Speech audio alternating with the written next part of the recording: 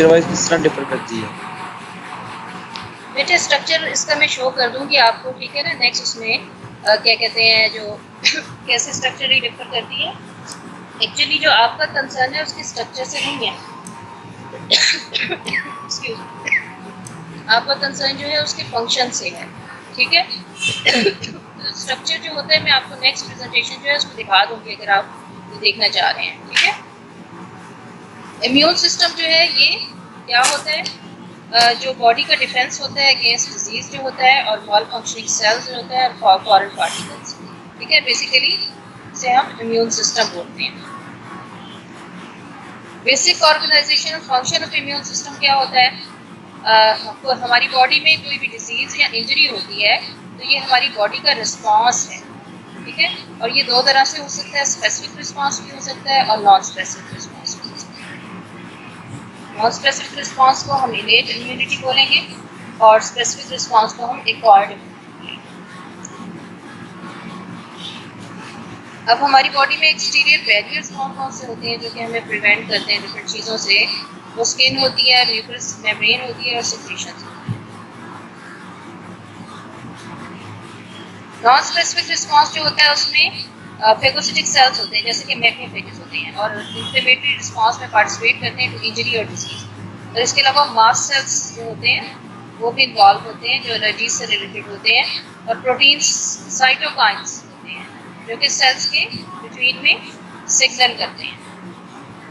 Specific response में antigen antibody relationship बनता है जिसको हम एक्वायर्ड इम्यूनिटी भी बोलते हैं, और वैक्सीन्स जो होती हैं बेसिकली इस पर डिपेंड करती हैं।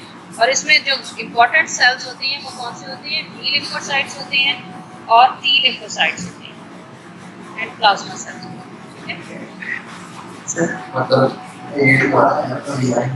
जी बच्चों,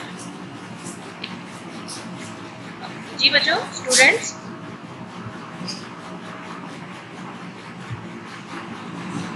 अब क्या होता है सेल रिस्पॉन्स कैसे होता है कि सेल किसी भी एंटीजन को रिकग्नाइज करता है, उसके बाद वो प्रोलिफरेट करता है और स्पेसिफिक एंटीबॉडीज प्रोड्यूस करता है, और उसके बाद वो डिफरेंशिएट हो जाता है प्लाज्मा सेल्स में और वो ज़्यादा एंटीबॉडीज प्रोड्यूस करती है जो कि डिफरेंशिएट हो जाते हैं मेमोरी सेल्स में, ताकि जो एंटीबॉडीज़ हैं वो इन सप्लाई रहें।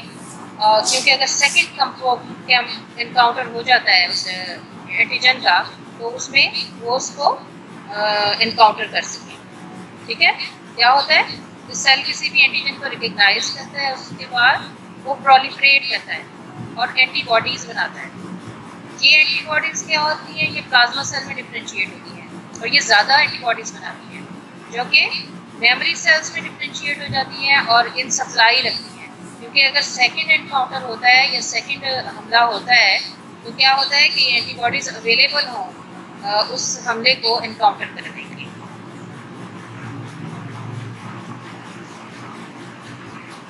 ये थोड़ी सी एक डायग्राम है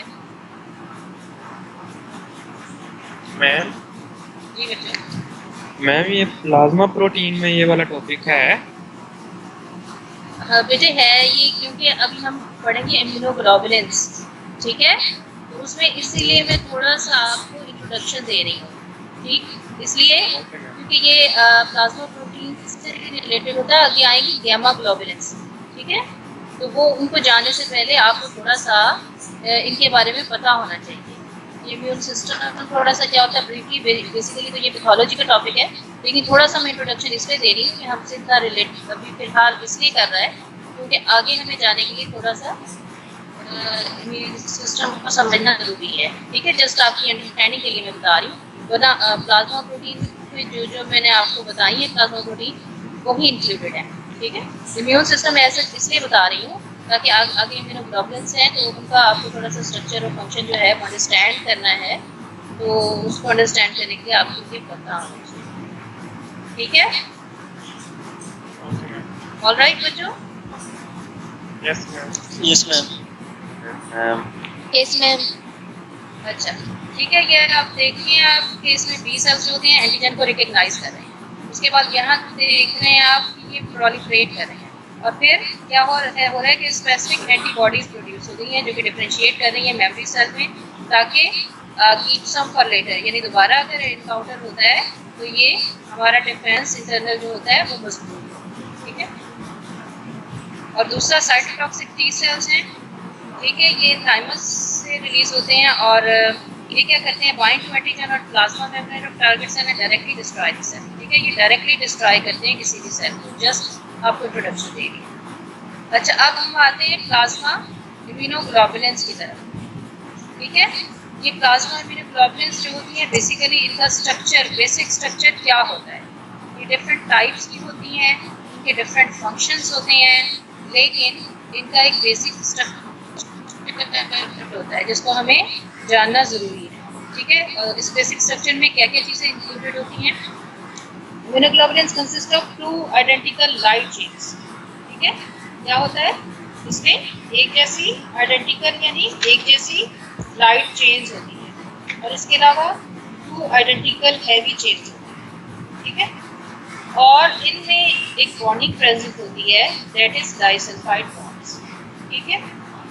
कैसे हेल्ड होती हैं, हेल्ड टुगेदर कैसे होती हैं, ये 2 आइडेंटिकल लाइट चेन्स और 2 identical heavy chains, they are held together by disulphide bonds, ठीक है।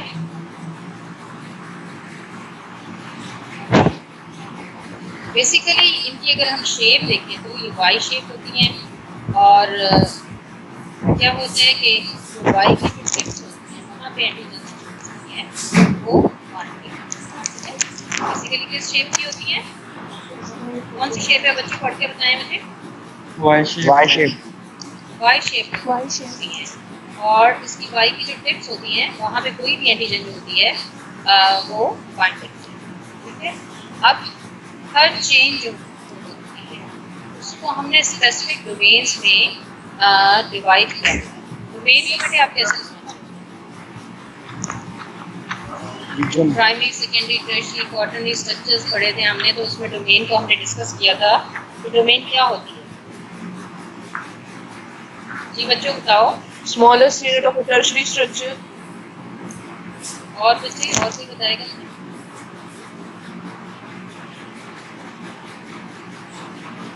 जी, Combination of 2 secondary structure proteins. अच्छा, बताए।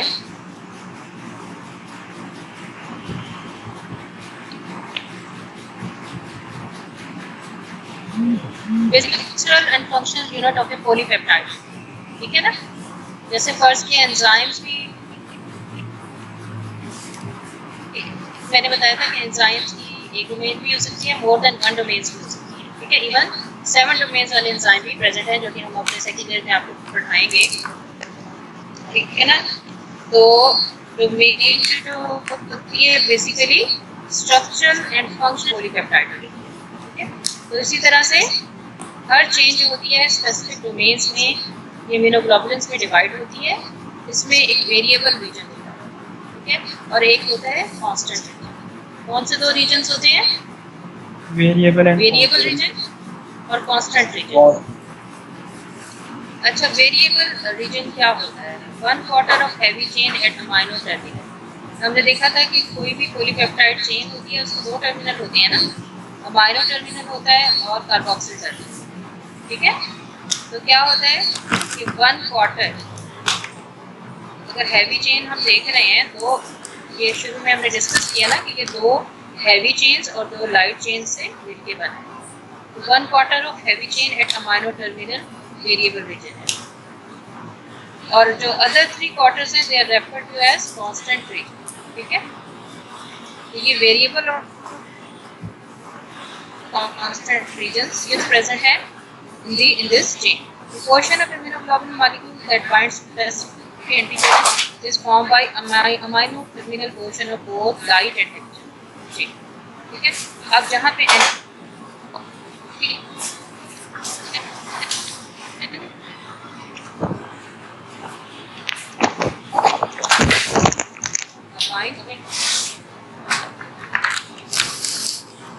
अच्छा, अगर हम डाइजेशन करते हैं किसी एंजाइम के थ्रू, जैसे पेपेन है, अगर हम अमाइनो एसिड की डाइजेशन करते हैं, ठीक है, यहाँ पे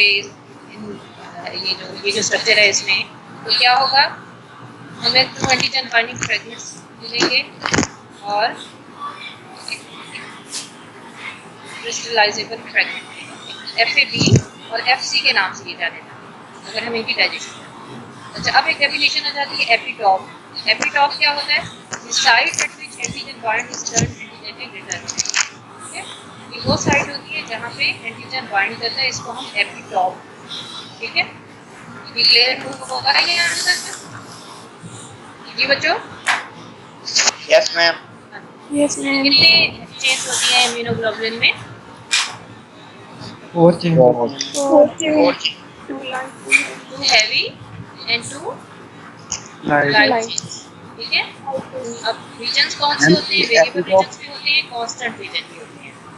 ठीक है, अगर हम पेपेंस की डाइजेशन कर रहे हैं तो 2 एंटीजन बाइंडिंग फ्रैगमेंट्स मिलते हैं, FAB, और FC फ्रैगमेंट मिलता है, क्रिस्टलाइजेबल फ्रैगमेंट।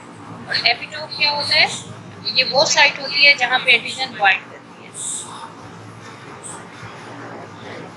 जितनी भी लाइट मैम? चेंज होती हैं जी, मैम वेरिएबल पोर्शन की पीछे जो हमने डेफिनेशन पढ़ी है उसमें सिर्फ हैवी चेन का जिक्र है, लाइट चेन के नीचे बताया गया है। नहीं बेटे, वो लाइट और हैवी दोनों में। अभी आपको स्ट्रक्चर दिखाती हूँ ना, मैं उससे आपको क्लियर होगा।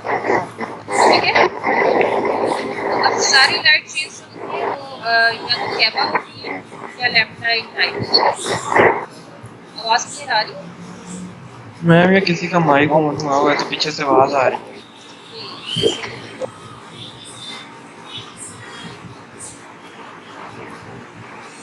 All light chains are either kappa and lambda type. 5 types of heavy chains determine immunoglobulin class. ठीक है, ये आप देख सकते हैं इसका स्ट्रक्चर। ठीक है, ये FC और FAB अभी जो मैंने बताया था कि क्रिस्टलाइजेबल फ्रेगमेंट है, और दूसरा फ्रेगमेंट था जो कि पेपेन से डाइजेशन के बाद हमें मिलता है। ठीक है, अब लाइट चेन जो कि उसकी डोमेन्स हैं कैबा एंड लैम्डा, और हैवी चेन्स की डोमेन्स हैं जो अल्फा है, सिग्मा है, एप्सिलॉन है, गैमा है और म्यू। ठीक है, ये सब की सब डोमेन्स जो हैं ये हैवी चेन की हैं। यहाँ पे आप देख सकते हैं इसका स्ट्रक्चर, ये देख सकते हैं आप, अमाइनो टर्मिनल देख सकते हैं, ये कार्बोक्सिल टर्मिनल है। ठीक है, यहाँ पे ये अमाइनो टर्मिनल है। ठीक है, और आप देख सकते हैं इसमें हम L से जो शो की गई है दैट इज लाइट चेन, और उसके पैरेलल जा रही है हैवी चेन। ठीक है, और यहाँ पे भी ये H से हैवी चेन जा रही है और L से लाइट चेन जा रही है। यहाँ पे जो SS है ये डाइसल्फाइड बॉन्ड्स हैं। ठीक है, और ये देखिए ये सारे के सारे SS जो शो किए गए हैं that is these are disulphide bond. ठीक है, और ये V वेरिएबल रीजन को शो कर रहा है और C जो होता है ये कांस्टेंट रीजन को होता है। VL mean variable region of light chain और CL constant region of light chain. ठीक है, और ये variable region of heavy chain और constant region of heavy chain. ठीक है, ये वेरिएबल और कांस्टेंट रीजन जो होते हैं ये शो किए गए हैं। इसके अलावा ये हिंज रीजन शो किए। हिंज जो है क्या कहते हैं, ये बीच में एक वाइट बॉन्ड प्रेजेंट है, आप देख सकते हैं। ये फ्लेक्सिबल होता है, ये क्लीवेज साइड होती है। ठीक है, ये पेप्सिन और पेपेन जो होते हैं एक्ट कर सकते हैं और इसकी क्लीवेज कर सकते हैं। ठीक है, और यहाँ पे आप फिर देख रहे हैं ये FC पोर्शन। ठीक है, दो पोर्शन बताए थे ना मैंने, FAB और FC। ठीक है, तो ये FC पोर्शन है, इसमें भी आप देख सकते हैं ये हैवी चेन्स हैं। ठीक है, और H चेन है, और इसमें आप डाइसल्फाइड बॉन्ड्स को देख रहे हैं, और यहाँ पे ये कार्बोक्सिल टर्मिनल होता है। ठीक है, यहाँ से आप जरा एक थोड़ी सिंप्लीफाइड डायग्राम्स है। ठीक है, फिर इंटरचेन डाइसल्फाइड बॉन्ड्स हैं, BL और CL है, यानी लाइट चेन का, और ये इसके दोनों पोर्शंस हैं। ठीक है, VH और CH है इसमें। ठीक है, और इसमें इंट्राचेन डाइसल्फाइड बॉन्ड ये शो किए गए हैं। अब ये इस तरह से स्ट्रक्चर बनता है थोड़ा सा। CH3 एक पार्ट है उसका कंपोनेंट, ये उसके साथ ये ज्वाइन करेगा, CH1 ज्वाइन करेगा, ये उसके डिफरेंट VH से ये ज्वाइन होकर पूरा ठीक है, इम्यूनोग्लोबुलिन का मॉलिक्यूल बना देगा। And flexibility of and motion जो होती है वो पॉसिबल होती है। आप देख सकते हैं ये किस तरह से फ्लेक्सिबल हो सकता है इसका मॉलिक्यूल। कंप्लीट स्ट्रक्चर शो किया गया है इम्यूनोग्लोबुलिन का, ठीक है। इसमें हिंज रीजन शो किया गया है और एफ शो किया गया है, ठीक है। फिर उसके वेरिएबल और कांस्टेंट रीजन शो किए गए हैं, ठीक है। बीच में कार्बोहाइड्रेट शो किया गया है, FC और FAB पोर्शन जो है दोनों शो किए गए। और क्या है कि अनफोल्डेड रियल रीजन जो होता है ये शो किया गया है। इसमें 8 जो होती हैं anti parallel beta pleated sheets होती हैं जो कि ग्रुप्स के जरिए कनेक्टेड होती है। बीटा प्लेटेड शीट्स क्या होती हैं बच्चों? आवाज आ रही है बच्चों? Structure of beta secondary structure होता है। इस किस तरह की होती है बीटा प्लेटेड शीट्स? मैम इनके पॉलीपेप्टाइड स्टैक्ड फॉर्म में होती हैं, जिस तरह शीट नहीं होती है उस तरह की। ठीक है। तो बेटे आई थिंक आज के लिए इतना काफ़ी है, ठीक है। इसमें आपने अब देखना है कि डिफरेंट क्लासों ऑफ प्रोटीन्स के आपने फंक्शंस देख लेने हैं, ठीक है। और इनको कैसे क्लासीफाई किया मैंने आपको बताया कि आपकी बुक सतिया में भी दिया हुआ है इसकी क्लासिफिकेशन। और इसमें जो मेन प्रोटीन्स हैं जैसे कि मैंने आपको बताई हैं उनके आपने फंक्शंस देख लेने हैं, ठीक है। और आगे हमने देख लिया कि ये इम्यूनोग्लोबुलिन का हमने स्ट्रक्चर देखा है, ठीक है। अब नेक्स्ट जो लेक्चर होगा उसमें हम फंक्शंस ऑफ इम्यूनोग्लोबुलिन्स भी देख लेंगे और उसके बाद हम अपना नेक्स्ट टॉपिक भी स्टार्ट करेंगे, दैट वाज अबाउट हीम्स। तो मुझे कोई बच्चा समराइज करके बता सकता है कि आज क्या क्या बताया है? मैम इस क्वेश्चन में एपिटॉम जो हम बात कर रहे थे, एपिटॉम वो variable portion of both light and heavy chain को कहेंगे ना, कि वही एंटीजन एपिटॉम जो हम बात कर रहे थे, एपिटॉम वो variable portion of both light and heavy chain को कहेंगे क्योंकि वही एंटीजन बाइंडिंग साइट है। हाँ जी, जो उनका जो अमाइनो टर्मिनल है ना वहाँ पे, ये देखिए आप यहाँ पे अमाइनो टर्मिनल जो होता है ना वहाँ पे होगा। अरे मैं आपको दिखाती हूँ अगर कोई डायग्राम में दिया हुआ।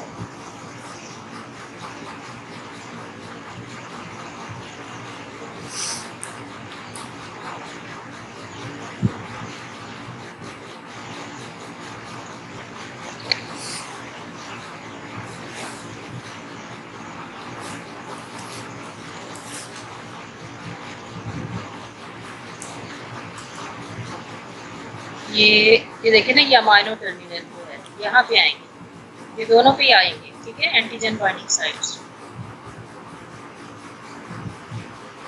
जी बच्चों मुझे समराइज करके बताएं कि आज आपको क्या बताया है। Any student? मैम सत्या पे तो स्टार्ट से लेके इम्यूनोग्लोबुलिन के इंट्रो तक सारा पढ़ लिया। आपने पढ़ लिया हुआ है पहले? यानी कि मैम वहाँ तक आपने करवा दिया। हाँ, लेकिन अभी इम्यूनोग्लोबुलिन्स की टाइप्स आनी है बच्चों। यस मैम, वही इंट्रो तक करवाया ना उसके इम्यूनोग्लोबुलिन। हाँ, तो बेसिक इंट्रोडक्शन जो है वो मैंने बताया है। आगे इनकी टाइप्स आएंगी और टाइप्स में डिफरेंट स्ट्रक्चरल वेरिएबिलिटीज़ क्या क्या होती हैं, ठीक है ना। यानी IgM है, IgA है, IgG है, ये सारी की सारी इम्यूनोग्लोबुलिन्स होती हैं।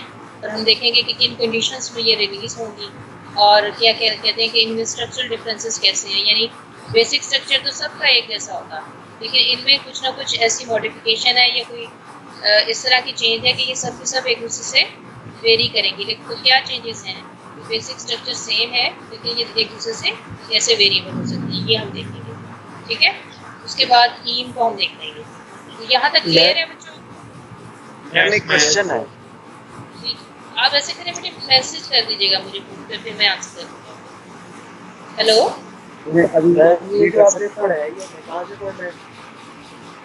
ये बेटे हार्पर से आप पढ़ सकते हैं।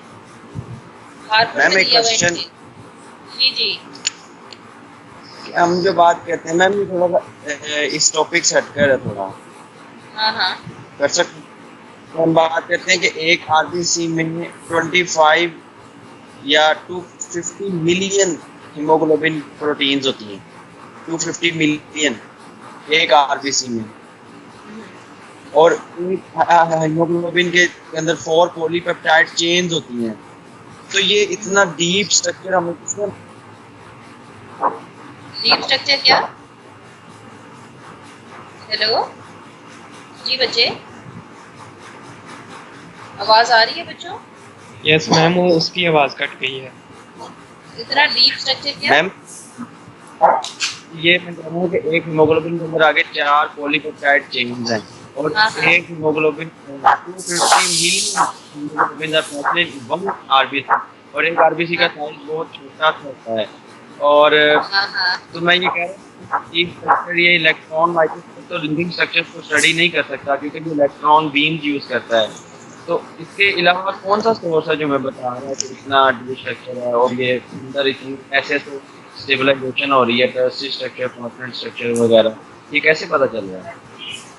बेटे एक तो जैसे हम देखते हैं कि कॉम्प्लिकेटेड स्ट्रक्चर तो होते हैं, जैसे डीएनए जो है, फर्स्ट किया हमारा डीएनए जो है वो एक होल जीनोमिक डीएनए जो है वो इतना ज़्यादा होता है कि उसको दुनिया के गिर्द कई दफ़ा लपेटा जा सकता है। जैसे अब हम डीएनए एक्सट्रैक्शन की टेक्निक करते हैं, ठीक है, तो उसमें हम डिफरेंट केमिकल ट्रीट करने के बाद वो डीएनए को देते हैं, ठीक है, और उसके बाद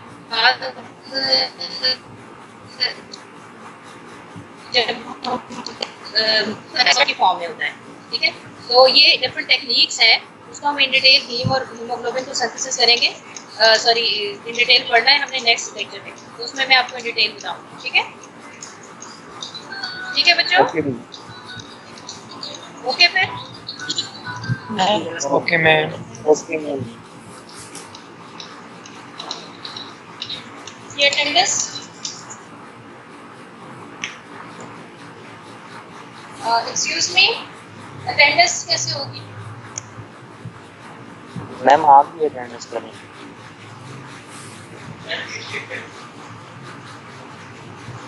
अटेंडेंस कर दी आपने? चलो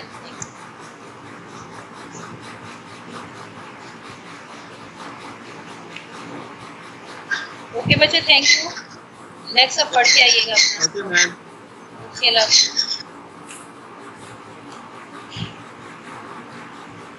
अल्लाह हाफ़िज़।